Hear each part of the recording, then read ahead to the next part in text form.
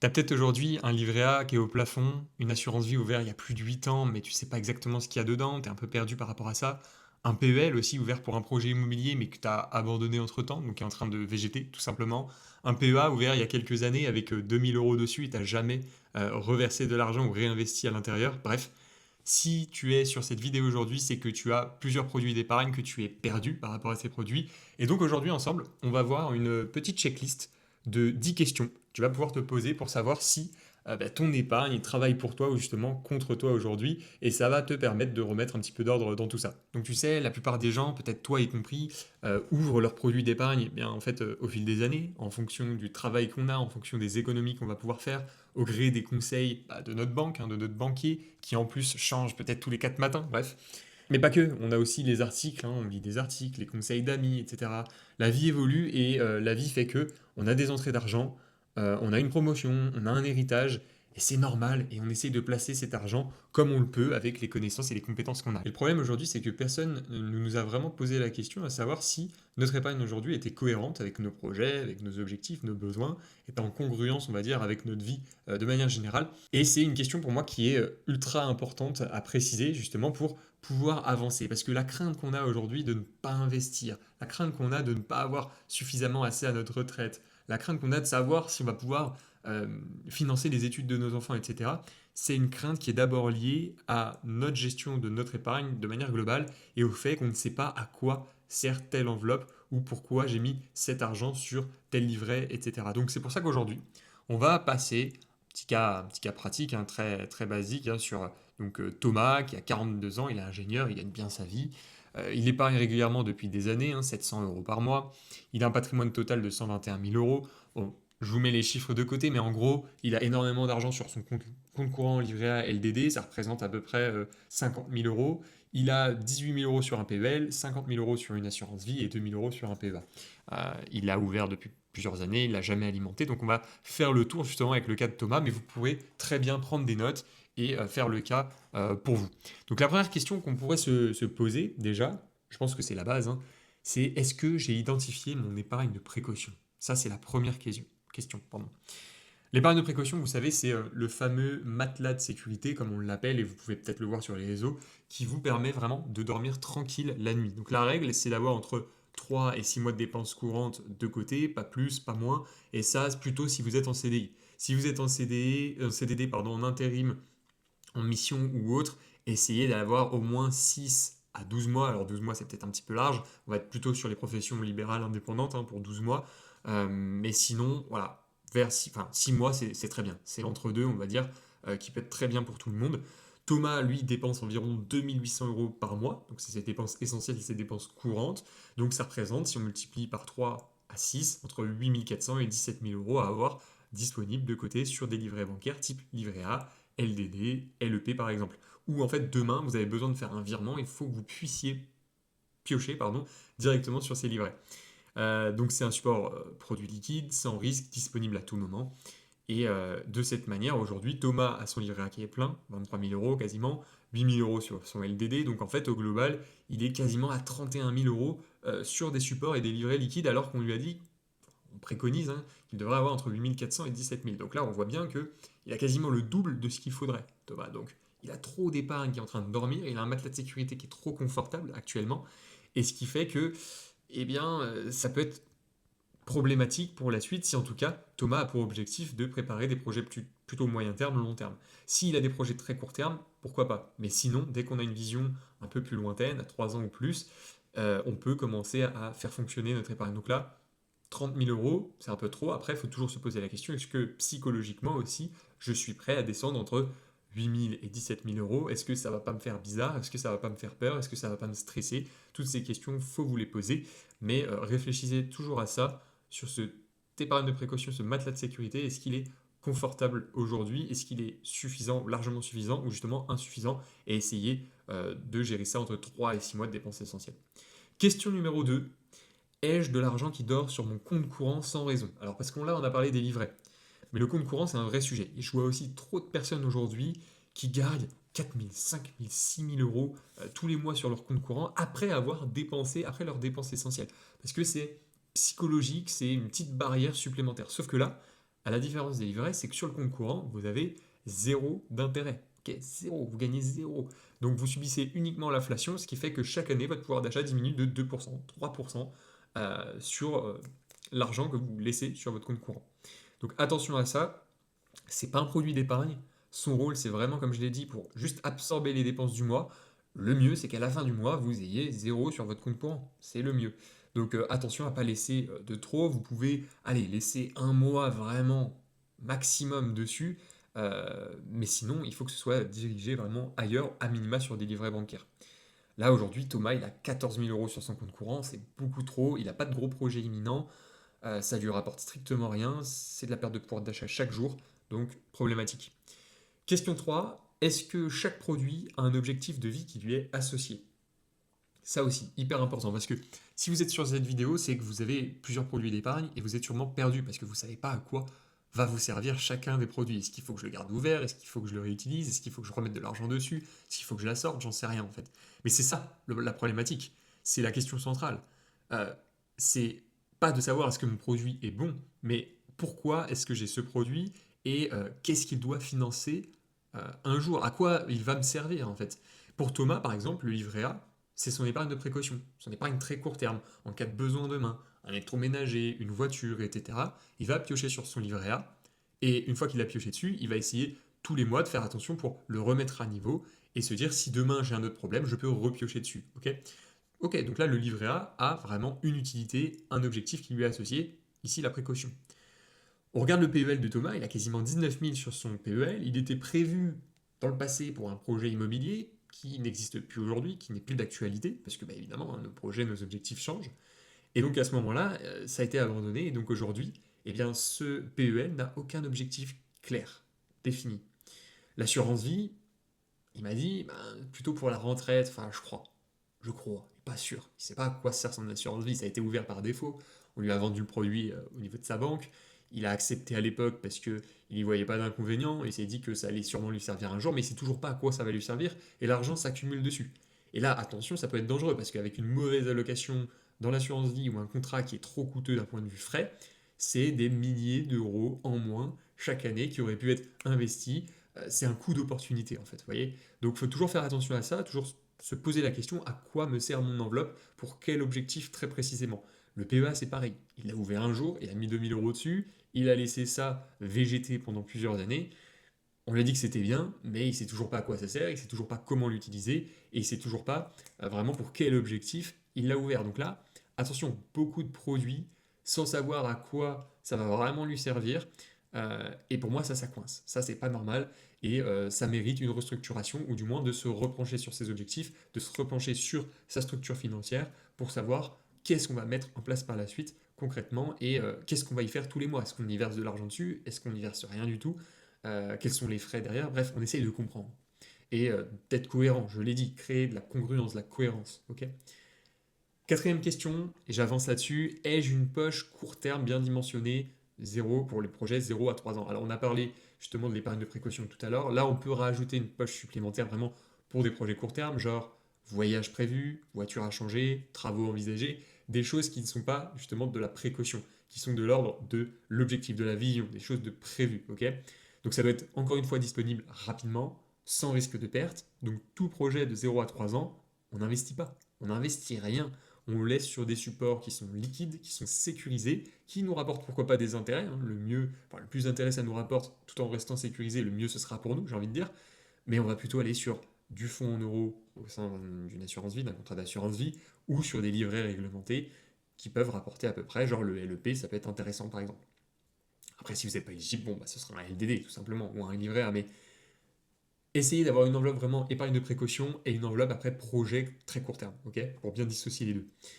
Là, pour le coup, Thomas n'a pas de projet court terme identifié, donc sa poche livret est surdimensionnée, on l'a dit tout à l'heure, par rapport à ses besoins réels, donc l'argent immobilisé ici est de l'argent qui ne travaille pas pour son moyen terme, l'argent qui ne travaille pas pour son long terme. C'est problématique, c'est un coût d'opportunité, c'est des pertes chaque année. Donc, ici, attention, red flag là-dessus, il faut réorienter en tout cas ce surplus d'épargne. Question 5, est-ce que j'ai une poche moyen terme investie pour mes projets 3 à 8 ans? Pour bon nombre d'entre vous, ça va être par exemple la préparation d'un apport immobilier pour sa résidence principale, ok, ou un projet au sein de votre foyer, un voyage, un mariage, etc. Souvent des projets plutôt moyen terme. Ok. Pour ces projets-là, 3 à 8 ans, voilà, j'en ai cité d'autres, hein, création d'entreprise, études des enfants aussi, hein, les enfants qui ont déjà 10, 11 ans passés par exemple, eh bien, la vision elle est moyen terme pour leurs études supérieures. Cet argent, ok, 3 à 8 ans, peut être utilisé, peut prendre un peu de risque. Et j'insiste sur le un peu. Ok.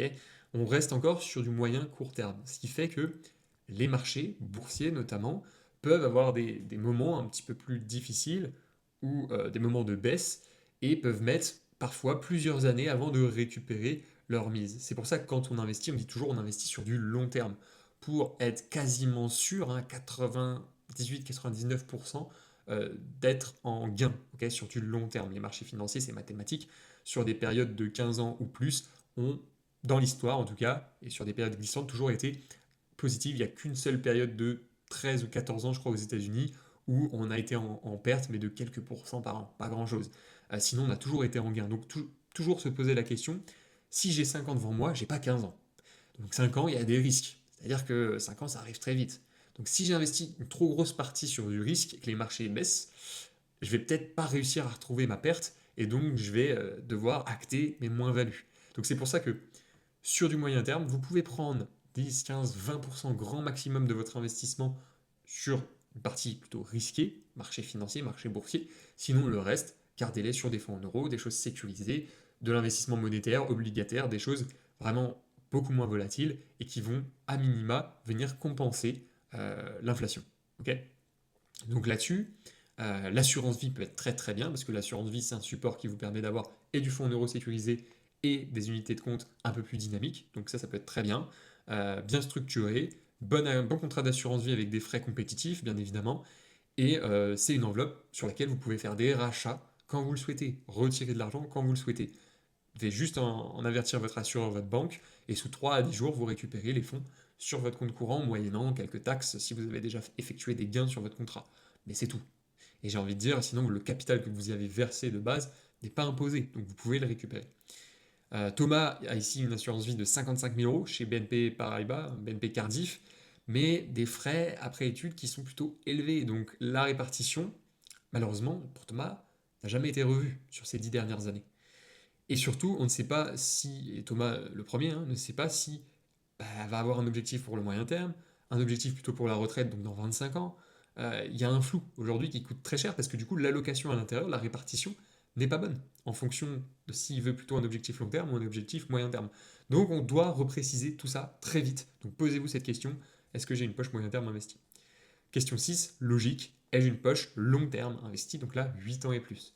Pour le long terme, ça va être des objectifs comme la retraite, la transmission, la construction de patrimoine, ça peut aussi être les études des enfants s'ils sont aujourd'hui en bas âge. Bref, c'est tout objectif supérieur pour moi à 8 ans, mais même supérieur à 15 ans en fait. Dans l'idée, c'est ici du coup que tout l'effet boule de neige, l'effet composé des intérêts fait vraiment son travail, à condition que l'argent soit investi, et soit investi dans les bons outils, soit investi rapidement, et comment dire, soit effectivement placé correctement en fonction d'une bonne stratégie, en fonction de la stratégie qui sera adaptée à la personne. Euh, donc ouais, aujourd'hui le PEA de Thomas, on l'a dit, à l'arrêt complet, il y a 2500 euros dessus. C'est pas grand-chose hein, pour quelqu'un qui a déjà bien avancé, qui a un bon salaire, un bon revenu, qui a une bonne situation, c'est très peu. Et aujourd'hui, c'est le meilleur outil pour construire sa retraite. Et avec 2500 euros, on va pas aller très loin. Donc toujours se dire, aujourd'hui, bon, mon outil long terme, le PEA, ou une partie de l'assurance vie, sont à l'arrêt complet. Donc là, est-ce que continuer à mettre sur mes livrets, continuer à garder sur mon compte courant, ça va vraiment m'aider pour plus tard? Il faut se projeter. On dit que oui, la vie est courte, il faut faire attention, il faut profiter, certes, mais si vous restez en vie suffisamment longtemps, il y a bien un moment où vous allez arrêter de travailler, où vous allez peut-être pas avoir de revenus suffisants à la retraite, il faudra l'anticiper. L'anticiper, ça ne veut pas dire justement se priver. Ok, c'est justement bien structurer ses ressources pour se dire je peux profiter, mais en même temps j'anticipe et je prépare mon avenir. Donc pour moi, très très important, le PEA c'est la meilleure enveloppe fiscale aujourd'hui pour préparer pour moi ces projets long terme, pour investir et profiter de cet effet des intérêts composés avec une fiscalité attractive après 5 ans de détention de votre PEA. Là, pour Thomas, c'est quasi inexistant. Donc encore une fois, red flag là-dessus, attention, il faut qu'on refasse quelque chose, il va falloir qu'on change de certaines choses. Question 7, est-ce que deux produits font la même chose? Je regarde mes produits d'épargne, est-ce que j'ai deux produits qui euh, ont été ouverts pour la même chose, le même objectif en quelque sorte? Et pour moi, ça c'est le signe classique d'une épargne qui a été accumulée sans stratégie, sans plan, sans objectif derrière. Parce que si vous avez deux enveloppes avec le même objectif, avec les mêmes sous-jacents, avec les mêmes horizons de placement, par exemple Thomas, livret A et LDD, tous les deux des produits qui sont exonérés, tous les deux à 1,5% de rémunération, tous les deux qui sont là pour l'épargne de précaution et de court terme, il n'y a pas de complémentarité sur ces produits. Il aurait pu concentrer et rediriger le surplus justement ailleurs et éviter d'ouvrir ce LDD au final qui n'a pas trop de sens. Si par contre Thomas m'avait expliqué que le LDD est ouvert vraiment pour son enveloppe travaux, son enveloppe voyage, etc., ok, là pourquoi pas? Parce qu'il y a un objectif derrière parce qu'il y a quelque chose de concret derrière. Mais là, en fait, il m'a juste dit non, c'est que je ne savais pas quoi faire, donc j'ai ouvert encore un autre livret. Bah ouais, mais au final, c'est comme le livret A, il n'y a rien qui change, et ça ne va pas dans ses projets moyen terme, ça ne va pas en phase, ça n'est pas en phase avec ses projets long terme non plus. Donc, pareil, plus subtil peut-être, mais assurance vie PEA. Là, en fait, Thomas avait peut-être une vision un peu long terme, entre guillemets, pour les deux, sauf qu'on a un contrat d'assurance vie qui est aujourd'hui très chargé en frais, on avait un PEA qui est vide et qui pourtant est plus intéressant pour de la construction de patrimoine long terme. Et là où la majorité de ses actifs sont placés, c'est sur son assurance vie, 55 000 euros. Donc on voit bien qu'il y a un problème. Il y a une mauvaise répartition là-dessus. Il paye cher pour un outil qui aujourd'hui est sous-performant et il n'utilise pas du tout l'outil gratuit, l'outil plus performant qu'est le PEA. Donc problématique. Et des choses à réarbitrer, à revoir. Question 8, est-ce que mon épargne mensuelle est bien répartie entre les trois horizons? Court terme, moyen terme, long terme. Donc là, aujourd'hui, on l'a dit, hein, je le répète, Thomas peut épargner 700 euros par mois. Alors, il répartit aujourd'hui 300 euros sur l'assurance vie de manière automatique. Hein, il avait mis ça en place avec sa banque il y a un petit moment. 200 euros sur le PEL, pareil, automatiquement. Et le reste s'accumule sur le compte courant. Traduction, 0 euros qui va vers la meilleure enveloppe, aujourd'hui pour son long terme en tout cas, le PEA, avec une bonne stratégie, encore une fois, hein, on est d'accord, l'outil le plus efficace. Il y a 200 euros qui continuent d'alimenter un PEL qui n'a pas d'objectif, plus de projet immobilier en phase, etc., fiscalement pénalisé, un taux dégueulasse, enfin bref, c'est pas possible. Et 300 euros qui vont vers une assurance vie dont les frais réels dépassent les 2% par an, alors qu'on a de très bons contrats alors 2% au global, hein, frais de gestion, plus frais de fonds internes, plus frais d'arbitrage, etc. Je prends vraiment tous les frais au global, hein, je ne parle pas juste des frais des fonds en euros, des frais des unités de compte, attention, hein, prenez bien la globalité, la totalité à l'année. On a des bons contrats en ligne, avec de bons investissements en ETF ou autres, on peut monter à 1, 1,5% maximum. Lui, il est à plus de 2% facile, hein, et je dis facile, à l'année sur son contrat d'assurance vie. Donc pas optimisé non plus. Et donc l'effort d'épargne est réel, mais la direction aujourd'hui est très mauvaise. C'est vraiment pas bonne. Et ça, il ne faut pas que ça vous justement pénalise. 700 euros par mois, c'est 700 euros qui ne vont pas dans des projets, dans des objectifs. Enfin, 700 euros qui ne vont pas dans les loisirs ou autres. Hein. C'est vraiment de la capacité d'épargne. On fait un effort pour se dire je construis quelque chose. Sauf que là, l'effort il est fait un petit peu dans le vent parce qu'il n'y a rien qui est construit, malheureusement. Donc c'est toujours mieux que rien, mais c'est très sous-optimal. Question 9. Est-ce que ma répartition correspond à mon profil de risque, à mon horizon? Aujourd'hui, Thomas, il a 42 ans. Il a un horizon de retraite à 23 ans. Il peut se permettre une part significative justement en actifs plus risqués, parce que j'ai dit, hein, dès qu'on a plus de 15 ans d'investissement, normalement, on réduit très très très fortement le risque de perte sur les marchés via des investissements plus dynamiques sur les marchés actions, par exemple. On a des marchés qui ont le temps de récupérer des baisses si on a des baisses, si on a des crises, etc. C'est mathématique. Pourtant, la majorité de son épargne aujourd'hui, on l'a vu, est sur des livrets rémunérés à 1,5%, fonds euros d'un contrat d'assurance vie à 2,3% brut, des unités de compte très chères, mal optimisées sur le contrat d'assurance vie, rien sur le PEA. Donc on se rend bien compte que le risque réel de Thomas, là, c'est pas de perdre de l'argent en investissant, au contraire, c'est de ne pas en avoir assez à la retraite, parce qu'il n'a pas suffisamment travaillé pour lui, parce qu'il a joué trop prudent, et ça, trop longtemps. Et ça vous êtes trop, trop, trop dans ce cas-là. Donc attention, posez-vous la question, qu'est-ce qui vous fait peur aujourd'hui? Si vous voulez préparer la retraite, vous ne pouvez pas continuer à laisser votre argent végéter sur des livrets ou sur un compte courant. Vous n'allez rien préparer, même si vous dites j'épargne 700 par mois, c'est peanuts. C'est peanuts si vous ne le faites pas travailler. Vraiment. Donc, j'insiste là-dessus, posez-vous la question et mettez à plat. reprenez toutes les questions de cette vidéo, notez-les et essayez de voir aujourd'hui est-ce que vous êtes en congruence avec vos objectifs, vos projets ou pas, tout simplement. Dernière question, c'est la suivante. Si je m'arrêtais d'épargner demain, concrètement, est-ce que mon patrimoine travaillerait quand même pour moi? Est-ce que j'ai mis en place les bases pour créer cet effet d'intérêt composé? La question aujourd'hui de l'autonomie, hein, elle est hyper importante. Un patrimoine bien structuré, un patrimoine qui croît, même si tu n'y touches plus, c'est hyper important. Mais aujourd'hui, bah, Thomas, il arrête d'épargner, il se passe rien, quoi. Son livret génère bah, en fait, rien du tout, parce que l'inflation est à plus de 2% et le livret A à 1,5%. Donc même il perd du pouvoir d'achat chaque année. Son compte courant, c'est une perte nette de 2 à 3% chaque année parce qu'il rémunère peanuts. Le PEL perd du pouvoir d'achat aussi parce qu'il a un PEL à 1,5% de rémunération brute. Donc c'est pareil, c'est encore pire que le livret A. Et son assurance vie, elle progresse un petit peu, d'accord? Pourquoi pas? Il fait quelques gains, mais elle est coûteuse, il y a du manque à gagner. C'est, on va dire, la seule enveloppe qui lui fait gagner un peu de pouvoir d'achat aujourd'hui. Mais c'est pas comme ça qu'il va pouvoir vraiment préparer un patrimoine solide dans 23 ans. Il pourrait largement l'optimiser avec des petites modifications très simples. Donc là aujourd'hui, il ne génère pas grand-chose, ce qui fait que quand on regarde la globalité de toutes les questions, bah Thomas, il n'y a pas grand-chose qui va. On a l'impression que ça va, en fait ça va pas. Il y a plus de 6-7 points rouges sur 10, euh, alors qu'il épargne 700 euros par mois depuis des années, il fait attention, 121 000 euros de côté, c'est pas rien, hein. Mais là, c'est pas du tout un problème de discipline. Je pense que la base budgétaire, il l'a, c'est très bien, mais c'est vraiment un problème de structure. Donc je pense qu'aujourd'hui, vous êtes dans ce même cas. Vous n'avez pas de problème de budget, vous avez juste un problème de vision, un problème de peut-être de compétence aussi sur les enveloppes à ouvrir hein, pour vraiment être autonome à 100%, et aussi un problème de structure, tout simplement. Vous n'arrivez pas à lier vos objectifs à vos enveloppes, vous n'arrivez pas à être congruent en fait dans tout ça. Donc, la bonne nouvelle, c'est que chacun de ces 10 points sont corrigeables largement, et ceux aussi peuvent être corrigés très rapidement. Donc, vous n'avez pas besoin d'ouvrir de nouveaux produits, vous avez simplement parfois juste à réarbitrer, à sortir de l'argent pour le remettre ailleurs. C'est juste ça qu'il faut. Parfois, oui, réouvrir pour avoir des frais plus compétitifs, etc. Ça peut être très intéressant. Mais aujourd'hui, c'est vraiment de la réorientation et de la restructuration qu'il vous faut. D'ailleurs, moi, c'est Axel Luçon. Je suis architecte financier indépendant, donc vous pouvez me retrouver directement sur Instagram, Axel-Luçon. J'accompagne les gens à restructurer leur épargne dormante pour construire justement une stratégie, mettre en place une stratégie claire, nette et précise pour leurs objectifs, leurs projets de vie à venir, un court, moyen et long terme.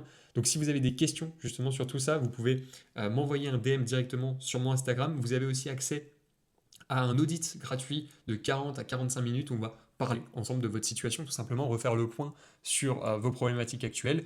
On peut projeter, faire des projections, voir un petit peu ce qui pourrait être amélioré. Et si derrière vous sentez, vous avez besoin d'être accompagné par quelqu'un qui a une vision externe, qui a une vision 100% transparente, parce qu'aujourd'hui, hein, je ne travaille avec aucun partenaire, je suis 100% honnête et transparent sur ce que je peux vous proposer et sur ce sur quoi je pourrais vous orienter. Donc n'hésitez pas à prendre un rendez-vous. On regardera votre situation ensemble et je ne mange pas, hein, donc n'hésitez pas à cliquer sur le lien dans la description et on pourra voir tout ça ensemble. Voilà, bah écoutez, j'espère que cette vidéo vous aura plu. N'hésitez pas à regarder un petit peu, reprendre les questions, noter un petit peu une checklist et voir où vous en êtes. Et si vous souhaitez qu'on en discute ensemble, vous m'envoyez un message, vous prenez un rendez-vous et on pourra avancer sur votre situation. C'était Axel, je vous souhaite une bonne semaine, un bon week-end. Ciao.